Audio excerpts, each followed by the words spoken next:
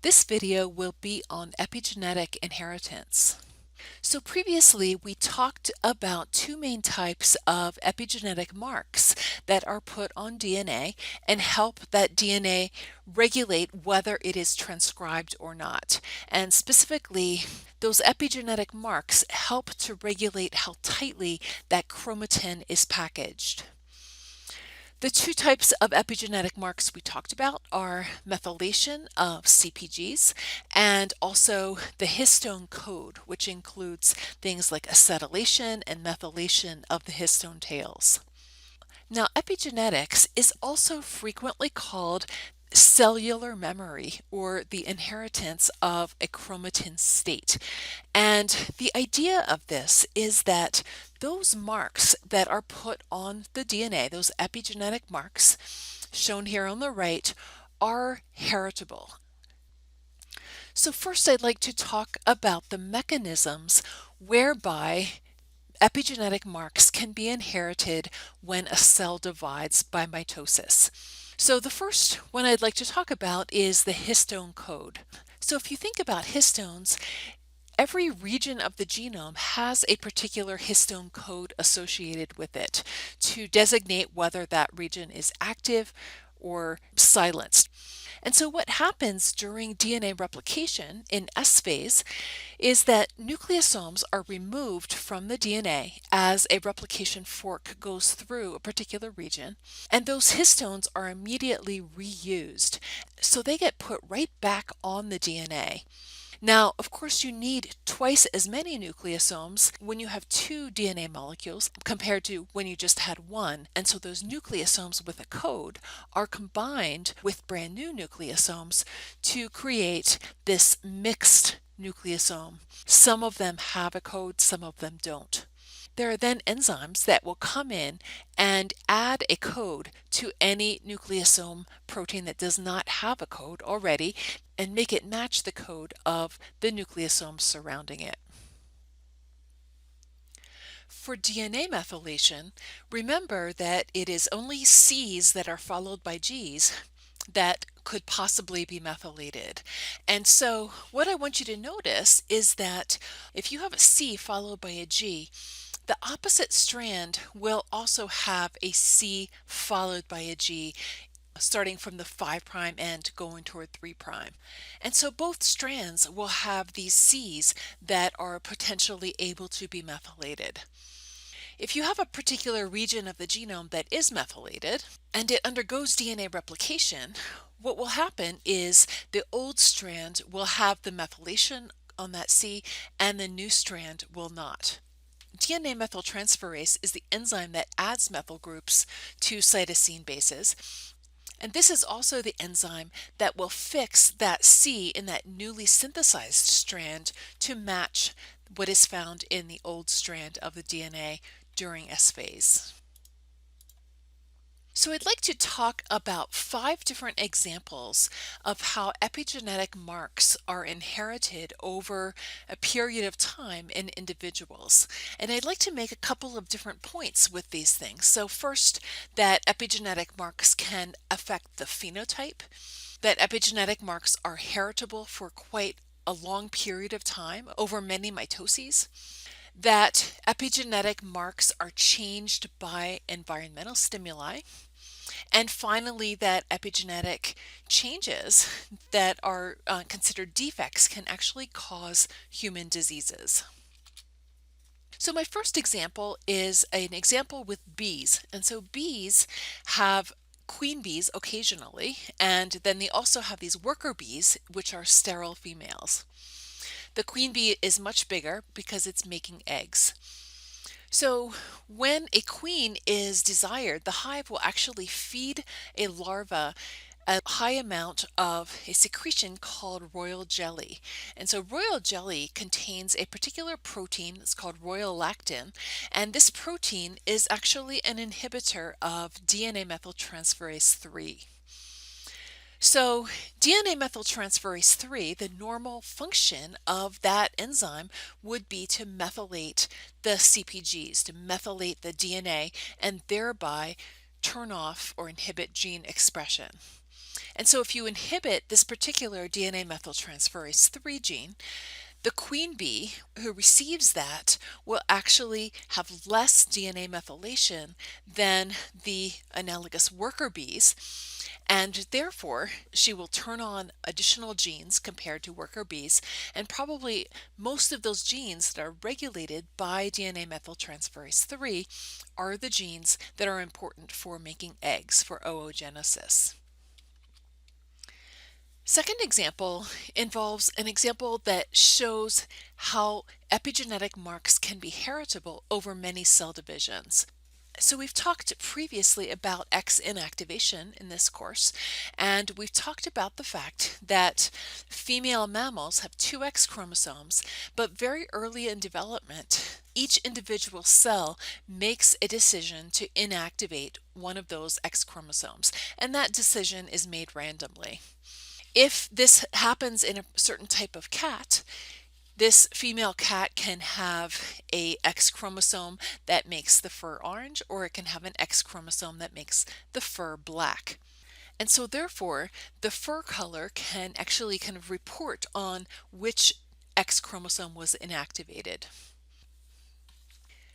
The new thing I'd like to point out here is that all of the cells that come from this particular cell will maintain the very same X chromosome inactivated as that mother cell. And that is because when that cell divides, the epigenetic marks which caused the silencing of that X chromosome are actually inherited to the daughter cells. And as those daughter cells continue to divide and divide, that very same X chromosome will be silenced. So the silencing of an X chromosome via X inactivation is a type of epigenetic silencing. And I'll just say a few more things about how that happens. It actually starts at a particular region of the chromosome called the X inactivation center, and there's an RNA called exist that is produced from this X inactivation center. That RNA actually leads to the inactivation of the entire chromosome by recruiting things that we've talked about in the past, things like histone deacetylases, which remove those acetyl groups from histone tails, histone methyltransferases, and DNA methyltransferases. They all get recruited to this chromosome to participate in its silencing, and that chromosome then gets very heterchromatic.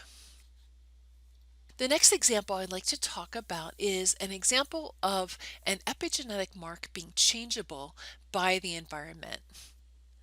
So this example has been studied in rats, and it is an example where people have found an environmental stimulus, which is how much licking and nurturing the mother gives to the rat pup, is able to influence the epigenetic marks that are put on a particular gene called the glucocorticoid receptor. And so the glucocorticoid receptor affects how essentially anxious and jumpy that rat will grow up to be. So a pup that is highly nurtured will have a glucocorticoid receptor gene that is very euchromatic, and that means that that particular gene can be transcribed and high levels of that particular gene are expressed. The result of that is that this rat pup is much more calm. In contrast, if that rat pup was ignored by its mother, it tends to stay heterchromatic around the glucocorticoid receptor gene, and this will then result in very low levels of expression from that gene, and this rat will grow up to be very anxious. More details on this example can actually be found at this University of Utah website. One other thing about this example that has been really interesting is that if you take a rat that grew up with a very highly nurturing mother, so it's a very relaxed rat, and you actually inject it with a drug that methylates the DNA it can actually change that rat to become much more high strung and much more anxious. So what we think is happening here is that the glucocorticoid receptor can actually be changed again in that adult by adding a drug that will make the DNA more silenced, more heterchromatic, and therefore less expression from the glucocorticoid receptor. The fourth example is also about how epigenetic marks can be changeable by environmental stimuli. This is a picture of a whole bunch of sets of identical twins or monozygotic twins. In this video, I'm just going to summarize what is found at this website, but I encourage you all to go to that website and actually watch this little 5-minute video that has been created to describe how twins will become different due to epigenetic changes. So twins are actually clones of each other. Their DNA sequences are exactly the same. Monozygotic twins have the same genome, and yet they become more and more different over their lifetime. The reason that they become different from each other is because of epigenetic changes that happen to each twin individually. Last example is that epigenetic defects can actually cause human diseases. These defects actually now have a specific name. They would be called epigenetic alleles or eplalleles. A lot of these are caused by mutations in imprinted genes. And so if you recall, imprinted genes have a copy from either the mother or the father that is silenced. The silencing is done by DNA methylation, which is an epigenetic mark. And so if you have disruption of the normal imprinting, you can get disorders. Another human disease that epigenetic changes can cause is cancer. And there are a whole bunch of different cancers that are listed here. Some of these are due to hypermethylation of particular genes, so that's too much methylation, and others are due to hypomethylation or not enough methylation where we expect to have methylation. I just want to say a few more things about these two disparate ways that you can get cancer due to epigenetic changes. So there are some genes which are called tumor suppressor genes, and these genes need to be active in a normal cell that is no longer dividing. So a tumor suppressor would be a protein that normally keeps a cell from dividing. If you get methylation of a tumor suppressor gene, this gene will no longer be expressed, and the absence of that protein then can lead to that cell becoming proliferative or entering into mitosis incorrectly. Another type of gene would be called a proto-oncogene. And so a proto-oncogene is a gene that has a normal function during earlier stages of development. For example, it will tell a cell to enter into mitosis. Normally in a differentiated cell, those proto-oncogenes get turned off once we don't want that cell to continue to divide. And so if you can imagine, the normal case for a differentiated cell is for that gene to be turned off.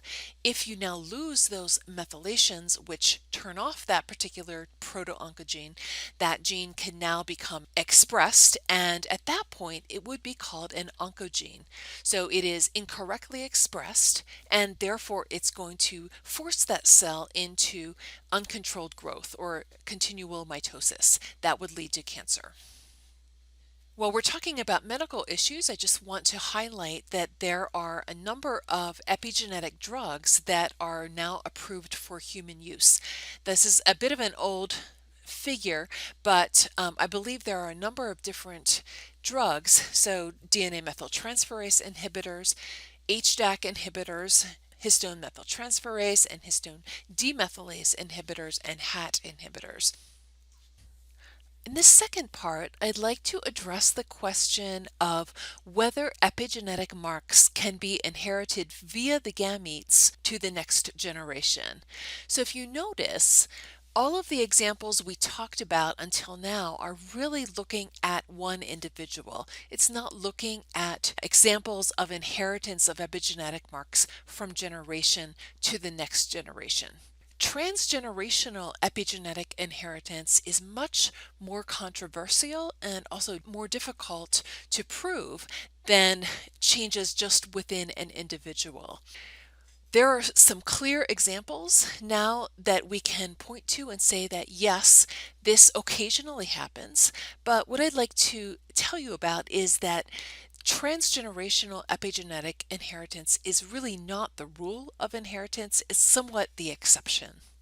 The other thing I'd like to point out is that transgenerational epigenetic inheritance is really talking about something that evolutionary biologists have also called Lamarckian inheritance. So that is the inheritance of acquired characteristics. So Lamarck, his main example was this giraffe, which from generation to generation slowly grows a longer neck because the parents were stretching and trying to reach high leaves. So this one was stretching a little bit, and now the environmental influence of that happening has led to the kids having a longer neck. And this iterative process can lead to the formation of traits. Generally, Lamarckian inheritance is not thought to be a primary mechanism of inheritance, but I would argue that epigenetic inheritance from one generation to the next is approaching an example of something that is Lamarckian in nature. So I'd like to first make this point that inheritance of epigenetic marks via the gametes is definitely not the rule. So soon after you get fertilization, very rapidly, most of the DNA methylation is removed from both the maternal genome and the paternal genome. So this happens a little bit more rapidly in the paternal genome, but you can see that the methylation levels are shown here on the y-axis. On the x-axis is developmental time. And so this is just within a few days of fertilization, we get a wholesale removal of methylations in the genome. This is really important because if you think about it, that fertilized zygote has to now kind of open up all of the regions of the genome so that we can open up all the possible different types of cells that might be needed in a brand new organism. Then over time, as certain groups of cells start to become more differentiated, they start to increase their methylation levels again, and by the time you create differentiated cells, methylation levels are up very high again. Now, if you look at this very lowest point of the methylation levels, there are some methylations that still remain. One of those types of methylations that remains is very clearly understood, and it is imprinted genes, marks on imprinted genes, but there probably are other ones that are remaining as well. So I just want to review what we've talked about in the past about imprinted genes. This is the situation where a copy received from one parent is active and the other copy is inactive, and this is done by DNA methylation. So maternal imprinting would be that the copy from your mother was inactivated, was methylated, and paternal imprinting would be that the copy from your dad was imprinted. So these are some of the main genes that retain their methylations after fertilization. There's increasing evidence that there are some other genes that may retain methylations, that may retain marks that were put on your parent's genome due to environmental influences that they experienced. So I'm going to tell you about one other example. This is an example that has been carefully documented on rats. So these rat lines that are used in the lab are genetically identical to each other because they have been inbred for many generations. And so if you breed normal males with normal females, you will get healthy offspring. That's the normal case. One point I'd like to make is that the only thing the fathers in this case are contributing is actually the sperm. They're not contributing the in utero environment. They are not contributing at all to the nurture of the offspring. And so the experiment was actually done on the fathers to try to control for these other possible explanations for any results they might find. So what these researchers did was they exposed the male rats to either a high-fat diet or a low-protein diet, or they had a male that had been himself exposed to caloric restriction in utero. Those males were bred to normal females, and what these scientists found was that the offspring from these parents had trouble maintaining their blood sugar levels. So the only difference between this first experiment and the second experiment was the change in the father's situation. And specifically, there must have been some type of change that occurred due to his diet that was then transmitted to his offspring via the gametes. So there are more and more of these carefully controlled experiments like this one I just described that suggest that some epigenetic marks are indeed transferred via the gametes to the offspring, and that the offspring will then maintain those epigenetic marks and it can affect their phenotype as well. Last thing I'd like to mention is that great care really must be taken when people do these types of transgenerational epigenetic inheritance experiments. And specifically, what needs to be taken into account is the in utero environment. And so, if you think about if there's a woman, for example, this F0 woman who was exposed to some environmental insult, just say that she was pregnant at the time and her in utero baby would have also experienced that environmental insult. And even that in utero baby may have already made the cells that are the germ cells that will make that child's children. And so really we need to be very careful about what we ascribe to being a transgenerational epigenetic inheritance that would go via the gametes versus the effect of the in utero environment. Also, I'll just mention that nurture is a very important aspect to take into account. And it's very hard to ascribe a particular phenotype to a genetic inheritance compared to a learned or nurtured behavior.